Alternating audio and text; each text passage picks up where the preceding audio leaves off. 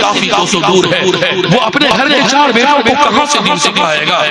اے میری ماؤں، تمہاری زندگی کا حال یہ ہے کہ صبح سے لے کے شام تک نہ تو تم نماز پڑھتی ہو، نہ تم قرآن کریم کو کھول کر قرآن پاک کی تلاوت کرتی ہو، نہ تم بیٹی کو پردہ کی تلقین کرتی ہو، نہ تم ساس کی خدمت کرتی ہو، نہ تم ساس سسر کو باپ سمجھتی ہو، نہ تم پڑوسی کا حق ادا کرتی ہو، نہ تم خاندان کے کمزوروں پر ترس کھاتی ہو۔ تمہارے زندگی کے اندر بھی نہ دین ہے، نہ شریعت ہے، نہ اسلامی اخلاق ہے، نہ اسلامی آداب ہے، نہ دین کا کوئی کردار ہے، نہ اسلام کی کوئی جھلک ہے، نہ شریعت کی کوئی شناخت ہے، نہ اسلامی کوئی تہذیب ہے، نہ دین کا کوئی تمدن ہے۔ اے میری ماں، اگر تم دین سے دور اور تمہارا شوہر دین سے دور اور گاؤں کے 90% گھرانے رات میں 12 بجے موبائل دیکھتے ہوئے سوئے، گناہ کرتے ہوئے سوئے، عشاء کی نماز چھوڑ کر کے سوئے، گناہ اور گناہ کے کام میں ملوث سوئے، اور رات کے دیر سے سوئی اور صبح میں گھر کی ماں اٹھ رہی ہے 7 بجے 8 بجے فجر کی نماز چھوڑا، تلاوت قرآن چھوڑا، اللہ کو ناراض کیا، اس گھر کا بچہ، اس گھر کی بچی، اس گھر کی نسل، اس گھر کی اولاد مجھے بتائیے کتنے بجے بیدار ہوگی؟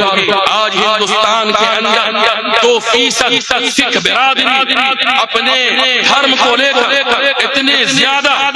مستعد ہے، بیدار ہے، حساس ہے کہ چہرے سے داڑھی نہ گئی، سر سے پگڑی نہ گئی،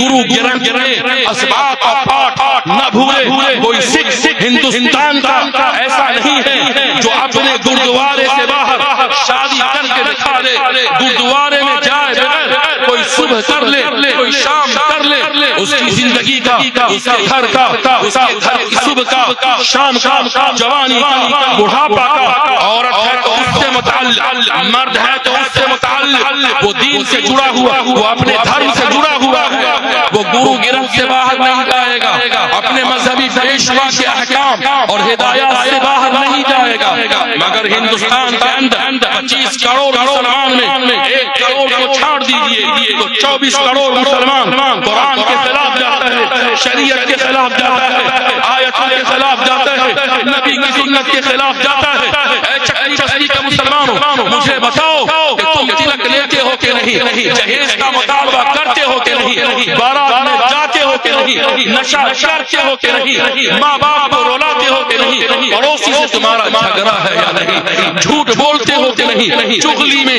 غیبت میں، لڑائی میں، جھگڑے میں، وہ سارے کام جسے اللہ تعالیٰ نے کہا کہ بئس الاسم الفسوق بعد الایمان،